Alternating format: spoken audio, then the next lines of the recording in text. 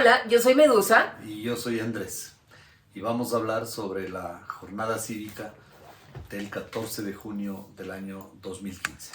En específico de este libro, escrito por Andrés Páez y que me lo regaló el año pasado, dedicado.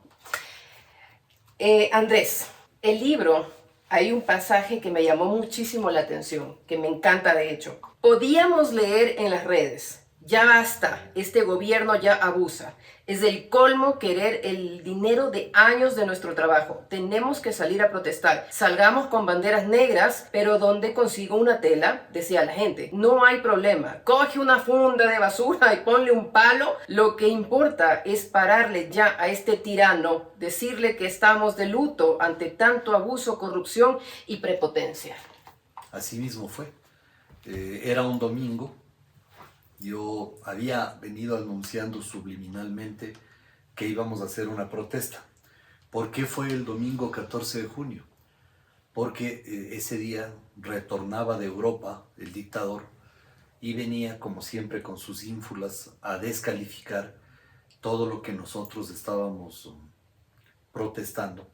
Porque el 24 de mayo, es decir, 3 semanas antes, él, en el discurso de informe de labores ante la Asamblea Nacional, anunció que iba a radicalizar el socialismo. ¡Qué bestia! ¿Por qué? Porque este enfermo siempre tuvo un complejo de inferioridad respecto de Chávez y de Maduro.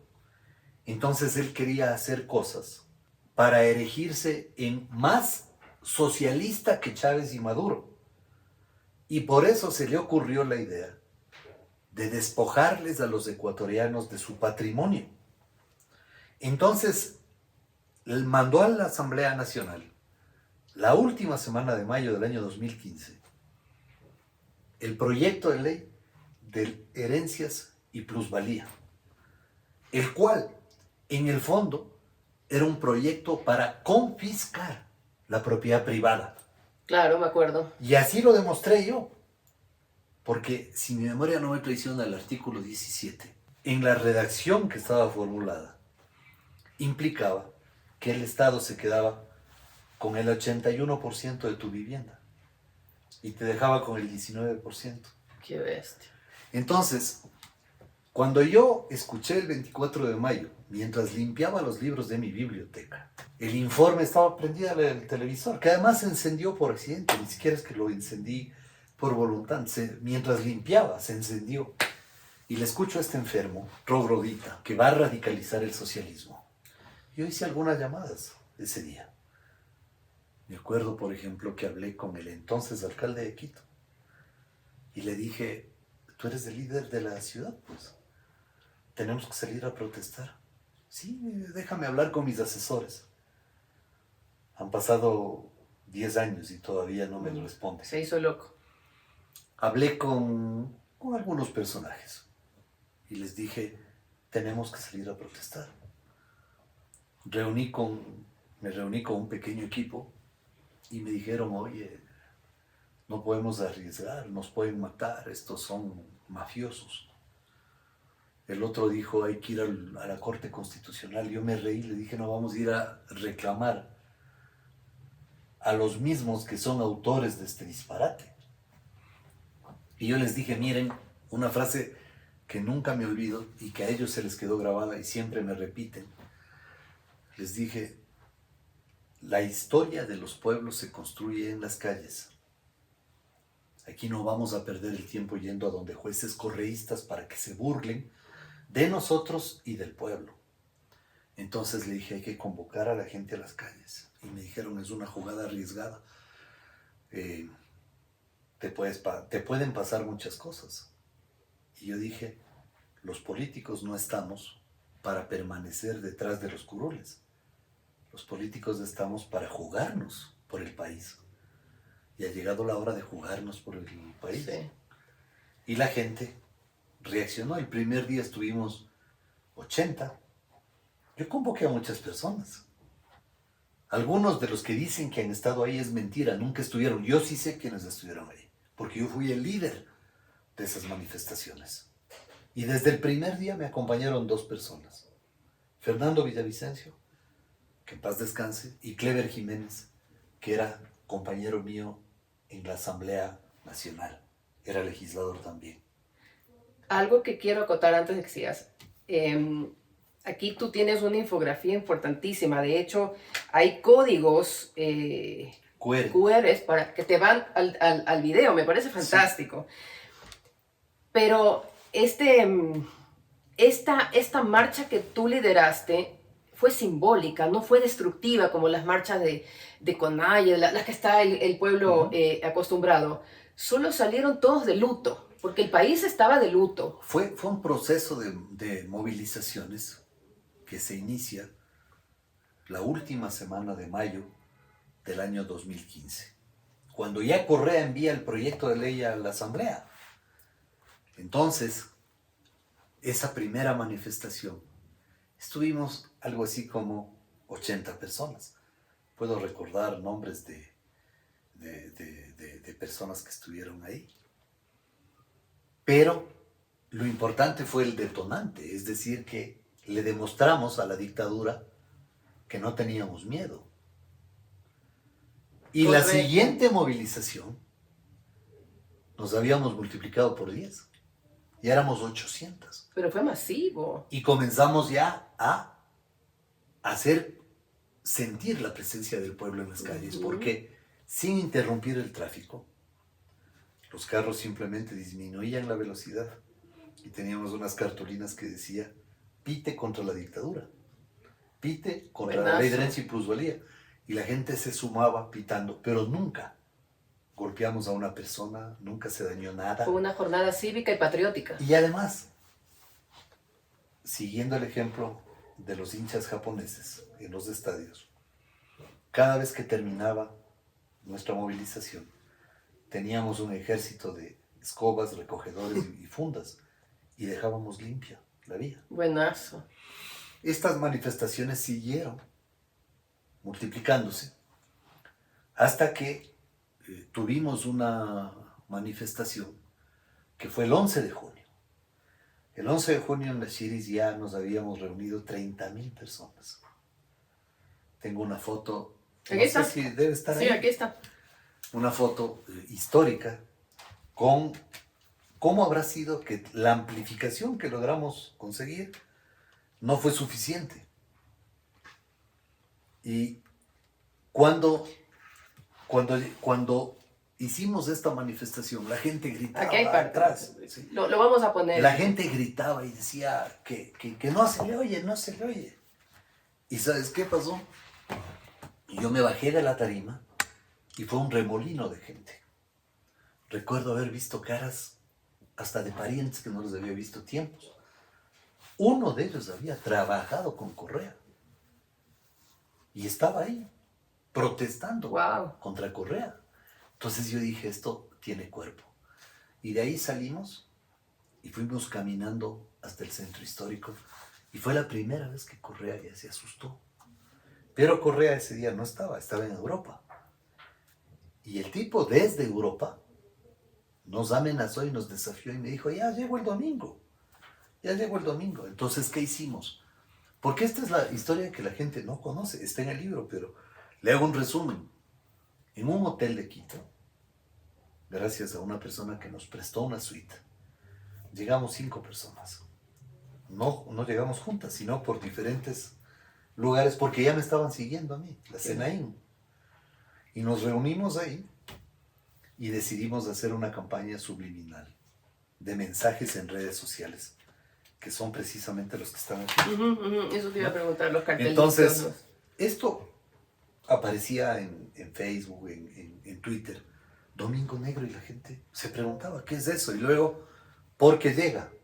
Luego la foto de Correa, y así íbamos haciendo esto. Entonces la gente fue entendiendo, y aquí está el mensaje: protesta, vístete de negro, toma tu bandera negra, y sigue protestando, haz caravanas, pinta tu rostro de negro, protesta de negro, recíbele de negro, embandera tu balcón de negro, negro recibimiento, Domingo Negro, la lucha continúa. Buenazo. Todo esto íbamos publicándolo sucesivamente, entonces la gente estaba pendiente de lo que yo publicaba en las redes sociales, Y la gente se enganchó. Entonces me dijeron, ¿el domingo en dónde? Dije, el domingo en la mañana les aviso. El 14 de junio es el cumpleaños de mis hijos. Nacieron el mismo día, con 6 años de diferencia. Entonces es una fecha que yo no me olvido. Entonces estábamos entre organizar esto y celebrar el cumpleaños. Y yo a las 11:30 de la mañana colgué en los chats el mensaje del punto de encuentro que era en la parte norte de la avenida Simón Bolívar. Y dije, en mis cálculos dije, si tenemos 400 vehículos, estoy feliz. Fueron miles de vehículos. Esta fue una caravana que tuvo 18 kilómetros de extensión. Cuando la cabeza estaba en el aeropuerto, en el redondel, para entrar al aeropuerto de Quito, la cola estaba en el túnel Guayasamín. Imagínate. Wow. Yo iba primero en un vehículo y luego en una moto. Y veía la gente así en los puentes, el que menos con una camiseta negra que tiene en su casa, una funda negra, una sábana negra.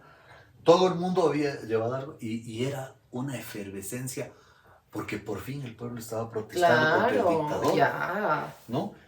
Entonces, tuvimos un momento de crispación cuando un grupo de militares nos quiso bloquear la caravana. Y yo me bajé de la moto y caminé. Y los encaré. Y les dije, ustedes también son pueblo. Aquí no estamos haciendo daño a nadie. Y esta es calle pública.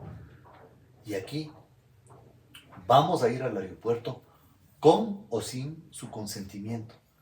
Y si van a disparar, aquí estoy yo. Pueden comenzar por mí. No se trata de eso. Entonces, háganse a un lado. Y de esa manera avanzamos. Los militares tuvieron que hacerse a un lado. No se les agredió, se les trató con respeto. Yo les dije, ustedes son los héroes del CENEPA. Jamás podría yo faltarles al respeto. A su uniforme, Bien. a su jerarquía.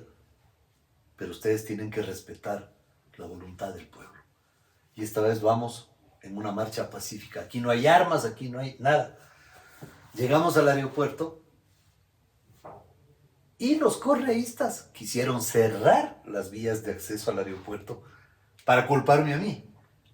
Felizmente, en presencia de las cámaras de TC y de Gama Visión y de Ecuador TV, que entonces eran al servicio del Correa, yo mismo me dediqué a quitarles a empellones a los correístas para dejar que circulen los vehículos.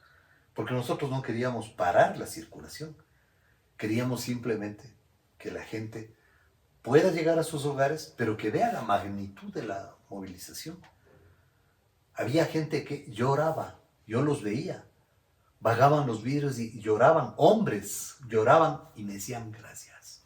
Wow. Gracias. Y yo les veía llorar. Había gente que se bajaba de los carros, me abrazaba y decía, por fin alguien le está parando a este miserable.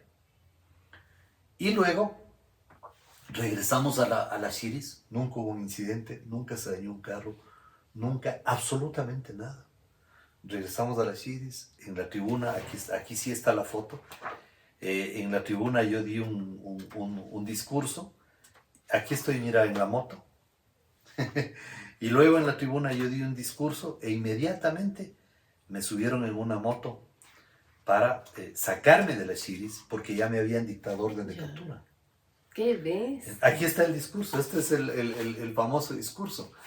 Aquí estoy, ¿no? Bueno, sin canas, más joven, ¿Y hace 10 años. ¿Te acuerdas del discurso? ¿Puedes decirnos algo del discurso?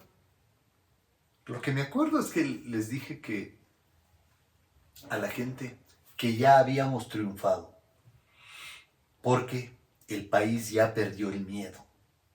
Y eso fue lo más importante para la gente. Decirles, ya somos vencedores porque Sí. el país perdió el miedo. Sí. Ese miedo represado que había a la brutalidad, a la maldad, al cinismo de este siniestro personaje, Correa, se perdió. Y se perdió en las calles. Entonces, fue algo sublime para mí. Y luego tuve que pasar a la clandestinidad para evitar que me capturaran. Wow. Porque me habían puesto una denuncia por interrupción de servicios públicos, cuando lo que realmente estábamos era ejerciendo nuestro derecho a protestar. Pero ¿qué pasó con el dictador? No pudo aterrizar en Quito.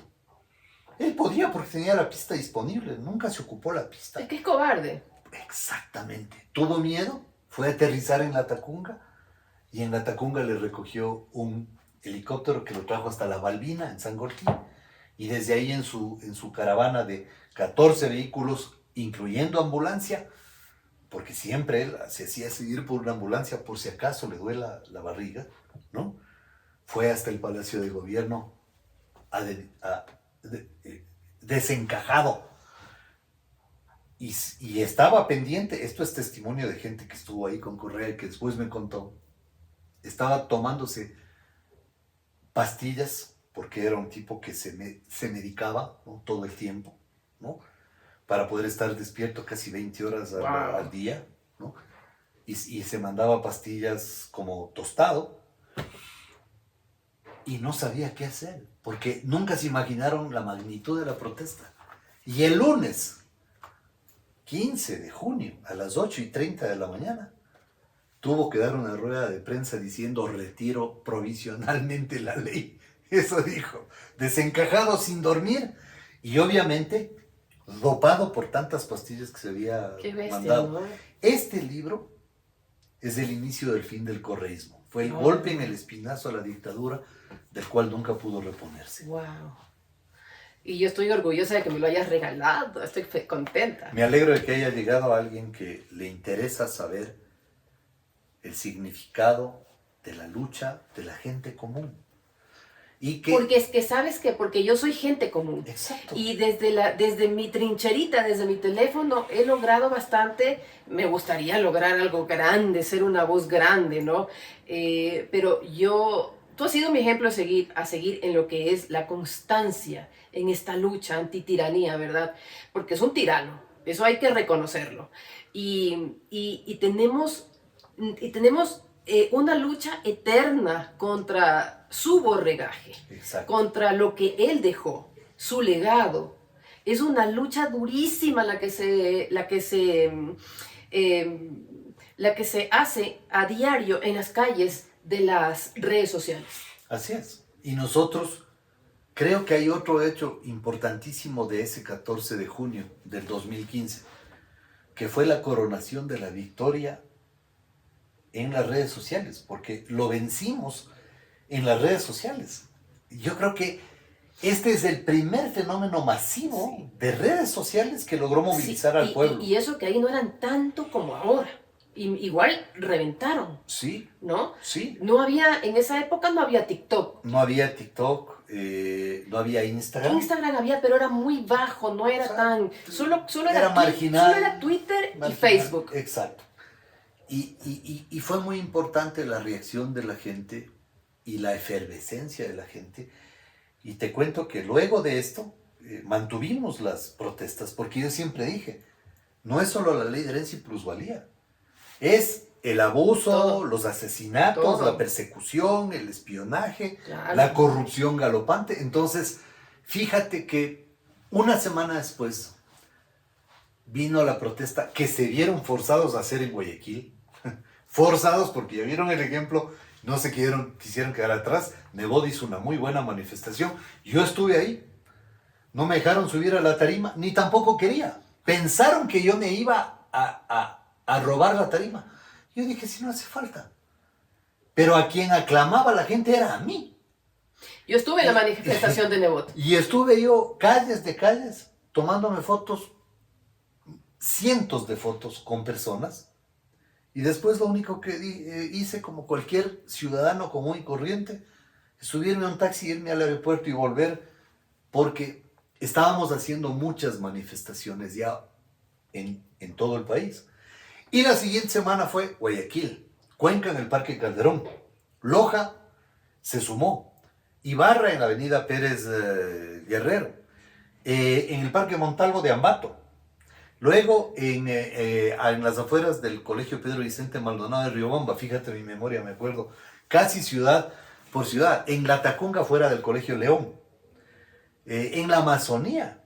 Wow. Bueno, el punto es que en un solo día logramos hacer manifestaciones simultáneas en 67 ciudades del país. Wow. 67 ciudades del país. Me acuerdo que la gente de Shushu Findi mandaba fotografías de la movilización que ellos hicieron, felices por lo que estaban haciendo. Pero también esta manifestación del 14 de junio tiene algunas anécdotas. Por ejemplo, como yo sabía que tenía intervenido el teléfono, ¿no? Comenzamos a filtrar información equivocada y falsa. Entonces yo en el teléfono, acordando, esto asesorado por exmilitares contrarios a Correa, ¿Ya? coroneles de inteligencia, que son hasta ahora mis amigos, y que nos hicimos amigos ahí en las calles. Entonces yo les decía, en llamadas prefabricadas, les decía, está lista la gente para tomarse los pozos petroleros en la Amazonía. Entonces, se van a tomar los pozos petroleros. Entonces, el otro mensaje era, está lista la gente para tomarse el puente Rumichaca. Bien. ¿No? Está lista la gente para tomarse el aeropuerto de Guayaquil. Y para tomarse el puerto de Guayaquil, y el puerto de Manta, y Puerto Bolívar, y el puerto de Esmeraldas. Entonces, ¿qué es lo que logramos con eso?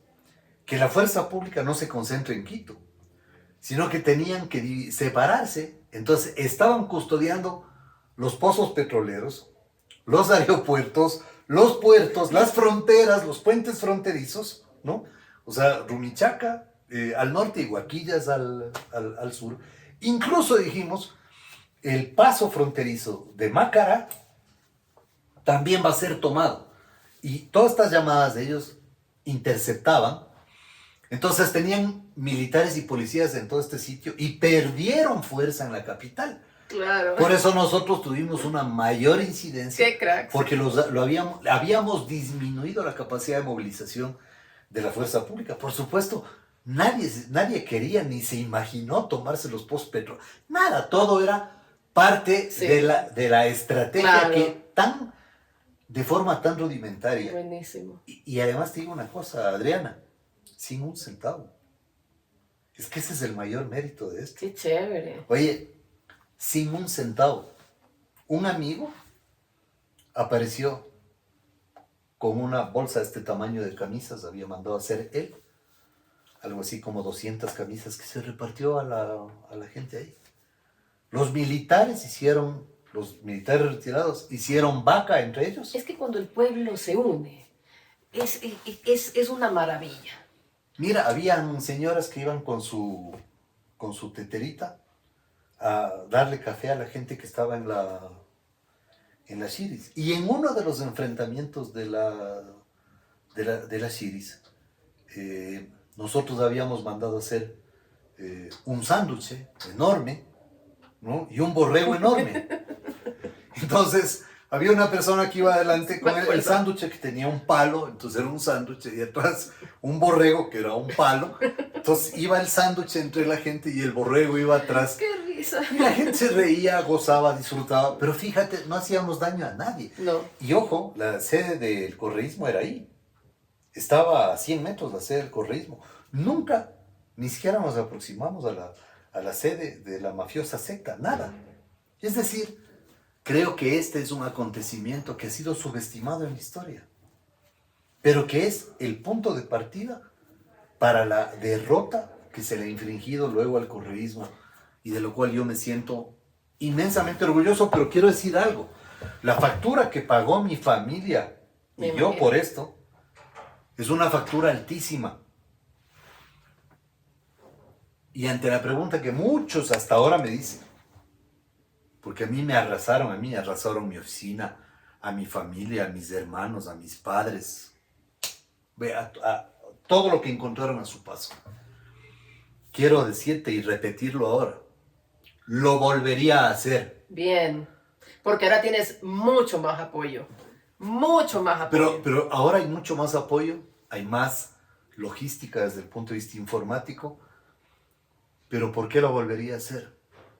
Porque yo creo que los que somos políticos profesionales, y yo me honro de ser un político profesional, tenemos que estar en los momentos en que el país nos llama, no en los momentos que nos convienen. Y por eso hay que separar el polvo de la paja. Hay que separar a los políticos que no han sido salpicados ni están bajo sospecha, que somos pocos, de los mercenarios que o han salido millonarios Total. sin saber explicar sus enormes fortunas, Así es. o que aspiran a una función pública para hacerse millonarios de la noche a la mañana. Esa es la aspiración del correísta, ¿no? Llegar, o sea, ellos están desesperados por volver, porque primero que necesitan volver a sentirse poderosos, porque ellos el ego era una cosa de locos. Sigue siendo. Sigue todavía, sin embargo, que no son nada, siguen creyendo, porque siguen creyendo y metiéndole a la gente esa esperanza eterna de que el caudillo va a regresar y que ellos van a tomar el poder nuevamente y eso no se va a dar más. Eso no va a pasar. Eso no va a pasar más. Pero eso no significa Que bajemos que la no guardia. sigan siendo peligrosos. Exactamente. Porque ellos están debilitados, más no derrotados. Así es. Y lo que yo creo es que debemos de empeñarnos para librar una batalla.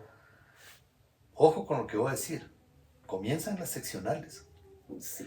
Mira, es crucial derrotar al corazón del correísmo, Alcaldía de Quito y Prefectura de Pichincha.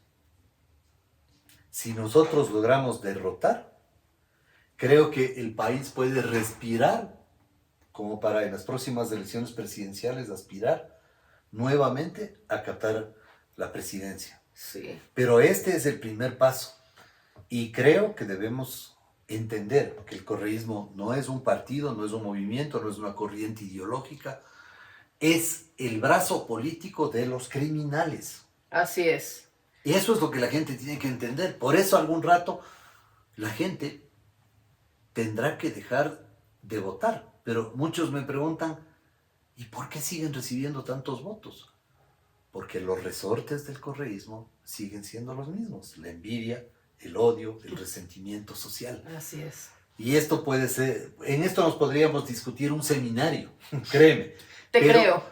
Pero yo quiero que la gente entienda que estos votantes fanáticos, este voto duro del correísmo, es aquel que mira a su vecino que se ha comprado un carro nuevo y en la madrugada se da el trabajo de levantarse para irle a rayar Ay, no, la pintura. Sí. A ver, pero ¿Sí? yo discrepo ahí. El voto del correísmo dejó de ser duro hace tiempo. Ahora, hoy por hoy, y lo vengo diciendo hace mucho tiempo, el único voto duro que existe es el anticorreísta. Yo diría que hay un importante voto anticorreísta, que una parte de ese voto es duro, otra parte no es tan duro, es un voto por descarte, es decir, prefiero votar por cualquier otro, pero no por el correísmo. Y sin embargo, el correísmo mantiene entre un 18 y un 20% de un voto absolutamente fiel y firme. Claro que sí. ¿Por qué? Porque esta gente le enseñaron a odiar al compañero de trabajo que llega en enero con una corbatita nueva. Entonces él dice, no me importa no tener yo una nueva corbata, pero odio que él tenga una corbata. Solo ellos pueden. Claro. Solo ellos pueden. A ellos sí. No les puedes decir nada. Fíjate que esa actitud de resentimiento social, de odio, de envidia, o sea, no es gente que se alegra porque su primo se ha comprado, reuniendo con mucho esfuerzo, un carrito de segunda mano. Él en sus adentros dice, le voy a cortar los frenos, porque no importa yo no tener carro y seguir siendo pata al piso, pero que él no progrese. Ese es el voto duro del correísmo. Sí. Y son los estómagos agradecidos que salieron de la nada, porque eran nada, porque eran revolucionarios de cafetín que vivían debiendo el arriendo, que no tenían ni para el bus, que no tenían trabajo, que vivían endeudados fiando en la tienda y que ahora tienen carro, casa en la playa, negocios, Así es, haciendas, y yo hoteles, conozco, moteles, etcétera. yo conozco, ¿Ah? tengo amigos, familiares, bueno, no voy a entrar en ese detalle, pero algo que te voy a decir, hay un video de Alondra Santiago con un periodista que no me acuerdo el nombre, dice Alondra Santiago que nosotros somos odiadores, que es odio, el odio al anticorreísmo, pero no, señores, esto no es odio, esto es memoria, memoria. Mira, es muy importante la palabra que tú acabas de pronunciar, porque yo tengo hace muchos años, un proyecto de memoria histórica para que quede en evidencia lo que significó como tragedia para el Ecuador los 10 años de correísmo. Se necesitan recursos, pero la información está disponible. Deberíamos producir mucho material porque la gente se olvida rápido. Sí, ¿no? por eso hay que estarles recuerda y recuerda, porque somos todos de memoria corta. O sea, no todos, el correísmo, porque fíjate. es memoria conveniente. Exacto, memoria con dedicatoria. Refinería del Pacífico. ¿Qué es lo que decían Glass y Correa? Pero ahí está la refinería. Pero hay un video de Correa diciendo que el presidente que venga en el 2013 ya va a tener la refinería ahí para... ¿Quién fue el presidente en el 2013? Él. Sí. Pero fíjate, hicieron todo eso para luego intencionalmente convertir a ese sitio en pistas clandestinas para negocios ilícitos. Así es. Expropiaron la Clementina, no solo como retaliación al adversario político, el abogado Álvaro Noboa y su familia, sino también para poner la hacienda al servicio de los negocios ilícitos. Así es. Con los que han estado siempre involucrados.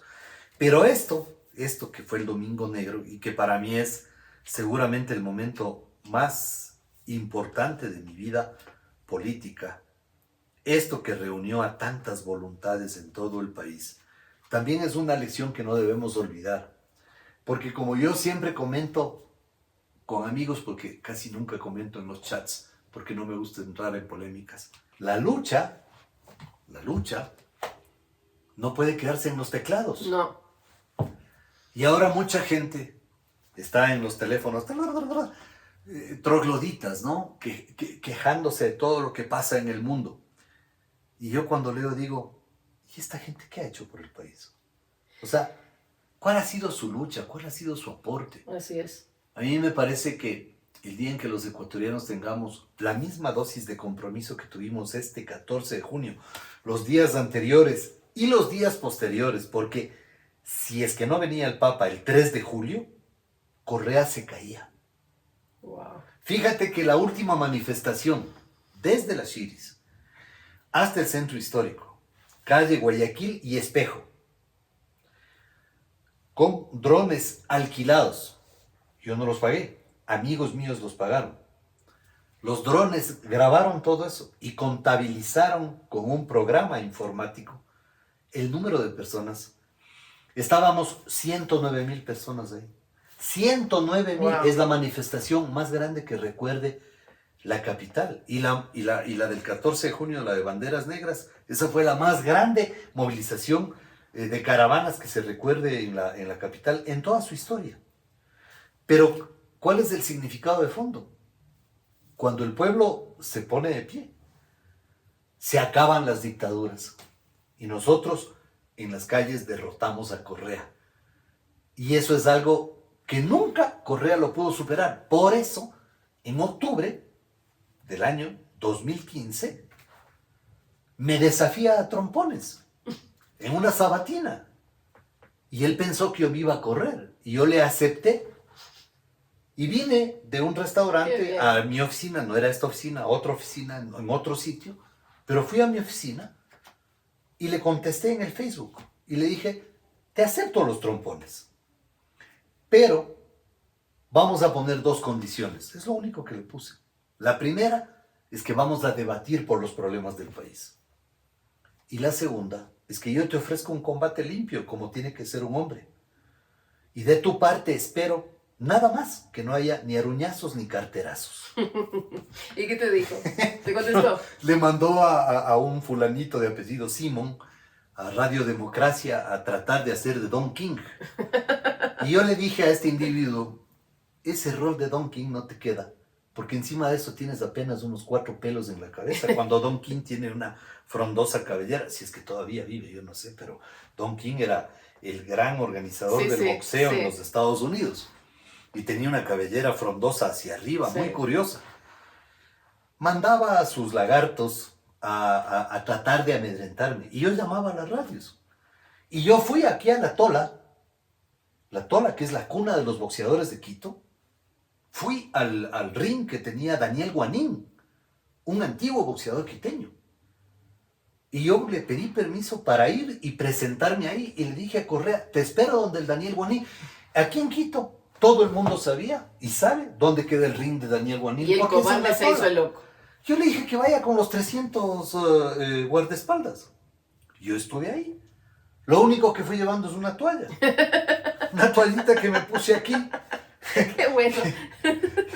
Y le esperé, y le esperé, y le esperé. Y no llegaron ni los guardaespaldas, ni los matones, y por supuesto, tampoco él. Ya son 10 años que me desafía a trompones y hasta ahora no aparece. Esto te digo porque el país tiene que recordar esta lección que él se llevó, porque después de que yo le dije, ¿cuándo los trompones? Y te espero donde el Daniel Guanín, nunca más le desafió a nadie en las sabatinas. Nosotros le vencimos a Correa. Y luego en el 2017, en las elecciones, también le derrotamos, nos hicieron fraude, pero le derrotamos en las urnas. Es decir, nosotros fuimos la vanguardia del pueblo para derrotarle a Correa. Y eso es algo que me llevaré como una condecoración. Una medalla. Como una medalla. Como un galardón. Hasta mi tumba. Bien, bien, y te felicito. Te felicito, excelente libro. A mí me gustó muchísimo. De hecho, te traje a regalar el mío también. Ah, muchas gracias. Qué bueno. Mira, hablando de este tema del correísmo, ¿no? ¿Qué opinas tú de todo lo que se está viendo en redes, las peleas entre los influencers del correísmo, más los influencers de acá del novoísmo, el anticorreísmo? Yo me he dado cuenta de algo. Las redes son una burbuja y no todos tienen mucho alcance. Es mucho seguidor inflado, como que mucho troll, mucho perfil falso. Y sabes que llaman a una protesta y no les va. Mira nomás, pongamos el ejemplo de Fernando Carrillo en Venezuela. ¿Viste lo que hizo? Casi 1 millón de seguidores. Y quedó como puerco, pues. No hizo una llamada, una vigilia, no le fue nadie. Ni los perros de la calle. No. Se fueron estos disque influencers del correísmo a recoger 14 millones de firmas. Quedaron como puercos. No los conocen ni los perros de la calle allá afuera. Ni 50 firmas. Nada. Ahora andan ¿Qué esperaban? haciendo... Es que ¿sabes qué? Creen que porque tienen seguidores son lo máximo. No son nada. Ustedes no son nada. Mira, imagínate que nosotros descubrimos que en los live que yo hago les pagan 5 centavos por cada insulto. 5 centavos por cada insulto. Entonces se dedican a escribir insultos y sacan capturas de pantalla. Pero, imagínate que en 1 hora de live sacan $5. Wow, pero sabes que yo opino que esta gente es la que más daño le ha hecho a esa estructura criminal. Sí, claro. Porque nadie quiere escuchar los insultos de ellos, son vulgares, o sea, ¿sabes qué? Definitivamente no tienen la culpa. Total, eso fue lo que aprendieron de sus líderes. Se deslegitiman. Fueron adoctrinados. Ellos no están acostumbrados a un juego limpio. No, jamás. ¿Ya? Para ellos lo único que sirve es el lodazal, la porquería. Entonces yo ni siquiera me ocupo en responderles. Porque es preferible dejarles con su porquería. Pero ¿sabes qué? Yo me he dado cuenta de que vivían tranquilos haciendo lo que les da la gana. Hasta que llegamos nosotros, influencers improvisados. Yo nazco del asco de ver tanta corrupción del correísmo. Yo ya dije, ¿hasta cuándo? Tanto ¿No? abuso, tanta Y violencia. nazco de chiripazo, porque yo entro a esto, yo comencé hablando de las cosas del amor en estos tiempos, y un malcriado me dice, me pone un comentario horrible, y le dije, uy, ¿qué te diré, Rafael Correa? No fue más, se me politizó el mensaje, el video, y, y a... yo soy muy picada, comencé a contestar con video, ¿no? Y me doy cuenta, un amigo me decía, ¿eres política? Yo no soy política, ¿de dónde inventas? Deberías hacer contenido político. Pero yo no soy política, lo eres la única mujer que me ha refutado y con criterio. No eres política. Y bueno, ahí me di cuenta que lo que me decía mi amigo Marcelo era cierto. Y yo felicito no solamente a ti, a los otros influencers que con mucho compromiso defienden los intereses del país. Gracias. A mí me encanta que la gente se comprometa en la defensa Del país. y de sus intereses. Mucho le falta al Ecuador, los patriotas de antaño. Es que el civismo tiene que regresar. Fíjate que estos miserables eliminaron la cívica de los programas de educación. O sea, arrasaron con todo lo que significaba la malla curricular, nos metieron esos libros que yo los denuncié, de contenidos comunistas. O sea... Sí, vi un video tuyo, sí, buenísimo. Esta gente, es impresionante todo lo que la ideología que les metieron. En las escuelas. Es y les decían, les impresionante. regalamos los libros. Qué Entonces la gente terrible. decía, gracias, los libros De lo regalados. último, me parece, la verdad. Y el trabajo era, destaque 10 logros de la Revolución Ciudadana. Esos eran los trabajos que mandaban a hacer. Entonces, yo no solo les felicito, también les agradezco por lo que ustedes han hecho Muchas y siguen gracias. haciendo por el país. Les animo a perseverar en ese propósito. Así será. Y a reclutar más voluntades. ¿Sabes que lo hacemos? Lo hacemos y cada día salen más y más. Y yo, ya que soy una cuenta más grande, yo sí ayudo a las pequeñas. Yo no soy egoísta. Yo les reposteo, les comento, les escribo, hago live porque eso es lo que hay que hacer. Tenemos que hacer patria. Exactamente. Y hay que seguir en este empeño porque el peligro sigue ahí. Y un día tenemos que hacer una gran celebración cívica. Tenemos. Cuando nos hayamos liberado es justo y necesario. Todo esto, de esta gente, ¿no? De esta gentuza. Sí. Pero sabes que ellos son los reyes ahorita porque ellos, el correísmo, entendió desde muy temprano, desde que salieron las redes, ellos entendieron el sistema de la granja de trolls y todo. Ellos nos llevaban ventaja, pero jamás se imaginaron que en esta época saliéramos gente a democratizar la voz, a protestar, y no nos van a callar. Olvídense de eso. Entonces, eso nunca se lo imaginaron, porque ellos eran los reyes, eran solitos, hasta que llegamos. Así es. Y hay que seguir. Mucha gente piensa que a veces, bueno, ya ganamos las elecciones, ya... No. Hay que continuar en este empeño. Mira, yo te admiro muchísimo. Eres para mí ya de los últimos políticos buenos que quedan. Gracias. Ya hoy por hoy ya estamos plagados de profesionales con PhDs, con doctor MSc, títulos inflados, pero no son políticos. De hecho, ninguna tienda política tiene políticos. No sé si eso será realmente positivo, porque los políticos realmente dan asco. Y que no se politicen, yo creo que es una nueva forma de hacer política. Es mi visión, es lo que yo saco de todo esto, ¿no? Que ya sea de manera diferente. De hecho, tengo unas preguntas para ti. ¿Tú crees que te equivocaste en tu anterior candidatura a la alcaldía de Quito, dejándote auspiciar por Sociedad Patriótica y con Lucio Gutiérrez y Democracia Sí, de Gustavo Larrea? No. Siempre fue nuestra intención hacer una plataforma. Lucio y Gustavo tuvieron un compromiso con la ciudad. Yo cumplí mi parte del compromiso político que hicimos. Hicimos una campaña muy esforzada, sin recursos, sin estructura, sin dirigentes, sin líderes en la ciudad, compitiendo con unos capitales enormes de los adversarios. cuyo origen pronto se va a saber. No, es que eso ya sabemos, eso ya lo sabemos. Espérate. Va a salir algo grave, yo lo sé. Cuyo origen pronto se va a saber. Bien. Con nombres y apellidos. Bien. Porque resulta que Santiago Díaz ha sido un hombre muy meticuloso. Incluso las denominaciones de los billetes, los destinatarios, los lugares en los que se entregó y todo eso está registrado. Así que todo eso se va a saber. Pero a pesar de eso, sacamos el 13% de la votación.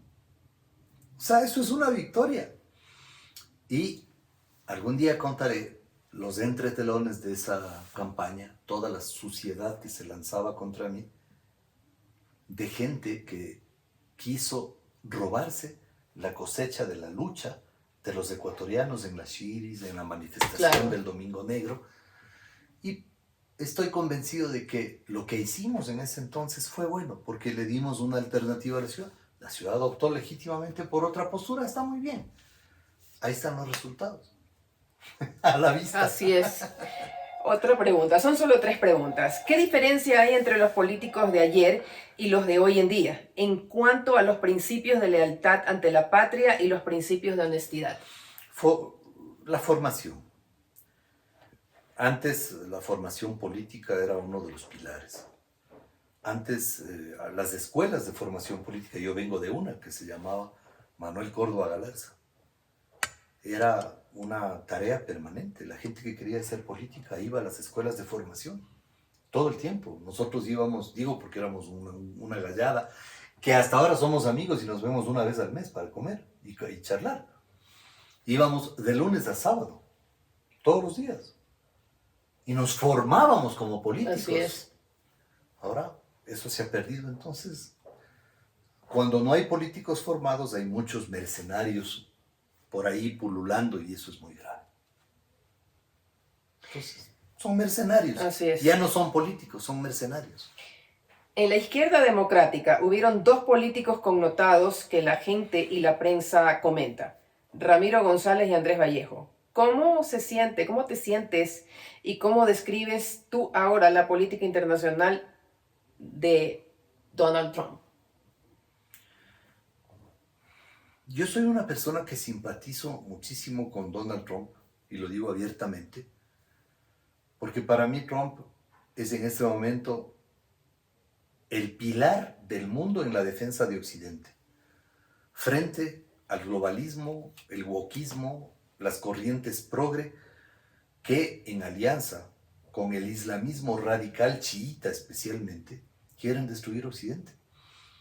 Yo les invito a los que no me creen a leer el Corán. En el Corán ellos plantean que tenemos que ser extinguidos los cristianos. ¡Wow! Y que Oriente tiene que ser literalmente demolida. Entonces yo soy partidario de Donald Trump en su lucha. Creo que le ha hecho un gran favor a la humanidad liquidando a la dictadura venezolana progresivamente, acabando con el califato terrorista de Irán y buscando la paz en diferentes lugares del mundo. Yo realmente soy obviamente los americanos son los llamados a juzgar a su gobierno. Yo simpatizo con Trump. Hay cosas con las que a ratos me siento un poco, quizá no en total sintonía, pero cuando se pone en la balanza las cosas, yo creo que lo que está haciendo Donald Trump por el mundo es, así es, mucho más pesado que sus desaciertos. Yo sí soy papi Trump. No me importa lo que me digan. Yo tengo mucha simpatía por Trump y le agradezco a Trump. Sí.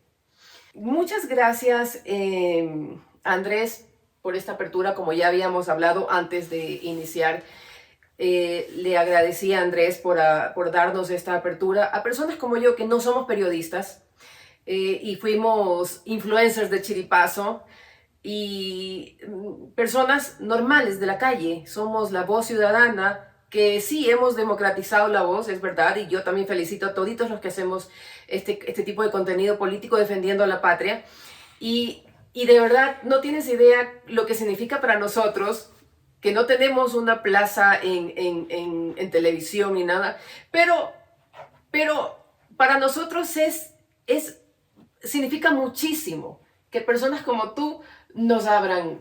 Es mi obligación. Gracias. Así tenemos que ser. Porque hay gente envanecida que dicen, si es que es de Coavisa, si es que es Teleamazonas. Sí, Yo lo que creo es que la mejor alianza de un político es con la gente común. Porque el mejor político es el que sigue siendo una persona común y sintiéndose. Y en contacto con las personas cotidianas del día a día. Y eso así debería ser siempre. Y ojalá otros hagan lo mismo. Y que sigan ustedes con esta vehemente tarea de combatir a los enemigos del Ecuador. Así tienen así que es. ser considerados Sí. los enemigos del Ecuador. Esta lucha es interminable. Esta lucha no va a terminar en mucho tiempo, pero aquí vamos a seguir parados al pie del cañón, dándoles duro, dándoles lucha, dándoles guerra, porque Así no nos tiene que vamos ser. a cansar, no nos vamos a cansar. Y bueno, Andrés, muchísimas gracias. A ti, Adriana, siempre a las órdenes y ya seguiremos en contacto Sí. para contar más episodios de la Ah, lucha popular. me olvidaba la pregunta principal. ¿Vas para alcalde de Quito, sí o no? Yo no me voy a prestar para fraccionar. Yo creo que hay que hacer una medición y hay que apoyar al que mejores números tenga. Ya. Si soy yo, perfecto. Si es otra persona, pues esa otra persona. Pero no podemos fraccionar. No. Si nos dividimos, Exactamente. ganará el correísmo. Exactamente. Yo no me voy a prestar para eso. Y eso es lo que le digo al anticorreísmo, que está enojado con el presidente. No importa. Entonces, enójese con el presidente, pero no le haga daño al país. No fraccione, no divida. Unámonos, porque esto está muy peligroso que regresen estos a ganar las seccionales. Acuérdense que ellos ganan con un 21%, Sí. porque si fuera con el 50% no ganan. De todas maneras, necesitamos ganar las alcaldías y las prefecturas, aunque sea de las dos principales ciudades del país. Así es. Y eso es fundamental porque ese es el primer paso para comenzar y perseverar en este propósito de erradicar políticamente al brazo operativo y brazo político de los criminales. Perfecto. Y Muchas bueno, gracias, Adriana. no, a ti, de verdad. Y bueno, esta fue La Medusa con Andrés Castillo. Andrés Páez. Uy, qué vergüenza. Borren esto. Sí. Y bueno, esto fue La Medusa en colaboración con La Naranja y con nuestro Andrés primer Páez. invitado a nuestro primer Alerta Naranja, Andrés Páez. Muchas gracias.